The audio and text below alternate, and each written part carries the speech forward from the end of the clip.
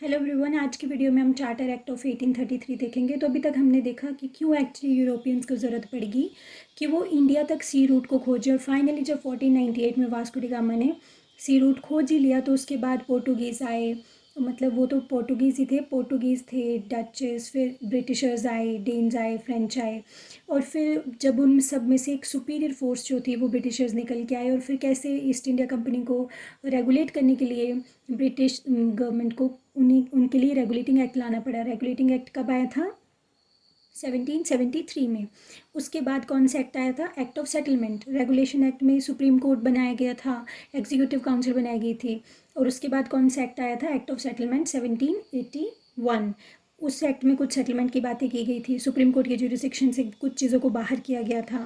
फिर Pitt's India act आता है 1784, जिसमें सबसे इंपॉर्टेंट चीज़ होगी कि कमर्शियल एक्टिविटी और पॉलिटिकल एक्टिविटी जो थी वो कंपनी की, वो अब अलग अलग कर दी गई। और सबसे इंपॉर्टेंट चीज़ कि उसमें सिस्टम ऑफ डबल गवर्नमेंट आ गया और बोर्ड ऑफ कंट्रोल भी पिट्स इंडिया एक्ट में आ गया था। ब्रिटिशर्स पोजेशंस बोला जाने लग पड़ा। फिर लॉर्ड कॉर्नवालिस को कुछ पावर्स दी गई थी।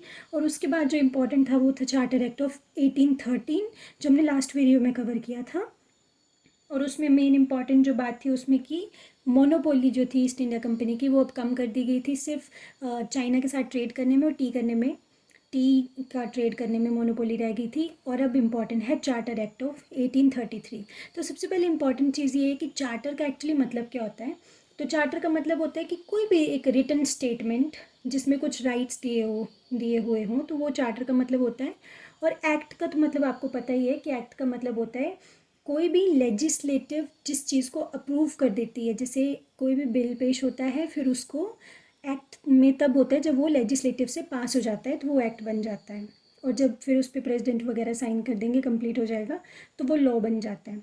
तो बेसिकली चार्टर एक्ट ऑफ 1833 में जो उसके फीचर्स थे वो क्या थे? वो थे कि अब हो गई कंप्लीट सेंट्रलाइजेशन।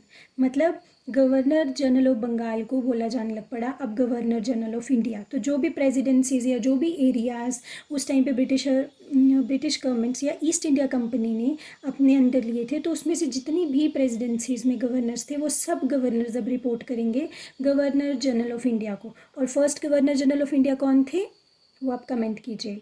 सो इसके लिए सेकंड इम्पॉर्टेंट चीज़ ये है कि जितने भी सिविल राइट्स हैं या मिलिट्री राइट्स हैं वो सारे राइट्स अब गवर्नर जनरल ऑफ इंडिया को दे दिए गए। और उनके पास थी एक्सक्लूसिव लेजिस्लेटिव पावर्स। मतलब वो और उनकी काउंसिल बैठ के लेजिस्लेटिव डिसीजंस ले सकती थी। तो पहले के जो एक्ट्स थे उसमें जो भी आप लॉ बना रहे हो उनको एक्चुअली में लॉ नहीं बोला जाता था, उनको बोला जाता था कि रेगुलेशंस बना रहे हैं कुछ रेगुलेट करने के लिए, क्योंकि उनके पास कंप्लीट अथॉरिटी नहीं थी। लेकिन अब गवर्नर जनरल ऑफ बंगाल जो भी लेजिस्लेटिव पावर्स के थ्रू बनाएंगे, जिस भी चीज़ को पास करेंगे कोई बिल को, वो अब बन जाएगा सीधा एक्ट।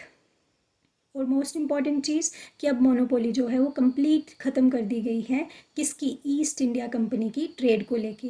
अब जो ईस्ट इंडिया कंपनी है वो सिर्फ एडमिनिस्ट्रेशन संभालेगी, इसलिए बन जाएगी एडमिनिस्ट्रेटिव बॉडी। सो इसमें दो इंपॉर्टेंट चीज़ें कि गवर्नर जनरल ऑफ बंगाल को गवर्नर जनरल ऑफ इंडिया बोल दिया गया और मोनोपोली कंप्लीट ख़त्म हो गई। ये पेपर में आता है कि किस में कम्प्लीटली ख़त्म हुई थी, तो हुई थी चार्टर एक्ट ऑफ 1833 में। और इसके बाद एक अटेम्प्ट हुआ था, सबसे पहला अटेम्प्ट, ये पेपर में अभी तक मैंने देखा नहीं कि आया हो, लेकिन ये अटेम्प्ट है। सबसे पहले कब open competition for civil servants लेके आने की कोशिश हुई, वो हुई थी चार्टर एक्ट ऑफ 1833 में। बट ऑफ कोर्स कोई भी अथॉरिटी को चैलेंज नहीं करवाना चाहेगा। तो ये था बेसिकली कि ओपन कंपटीशन करेंगे इंडियंस के लिए, और इंडियंस के लिए जो हायर पोजीशंस हैं उस पर भी इंडियंस को अलाउ करेंगे। लेकिन बाद में इतना विरोध हुआ कि ये चीज़ यहीं रह गई, तो ये कभी भी लागू नहीं हुई थी। जो लास्ट वाला पॉइंट है, तो ये कभी भी लागू नहीं हुआ था। तो ये थे इसके चार्टर एक्ट ऑफ 1833 के फीचर्स। और ये the most important question here is, first governor general of India कौन थे? वो थे लॉर्ड विलियम बेंटिक। कब बने थे? चार्टर एक्ट ऑफ 1833 के बाद। तो कौन से एक्ट में गवर्नर जनरल को गवर्नर जनरल ऑफ इंडिया बनाया गया? 1833 वाले चार्टर एक्ट में। और ये है कंप्लीट सेंट्रलाइजेशन। ओके, सो बाकी हम चार्टर एक्ट ऑफ 1853 कवर करेंगे, वो करेंगे नेक्स्ट वीडियो में। Thank you.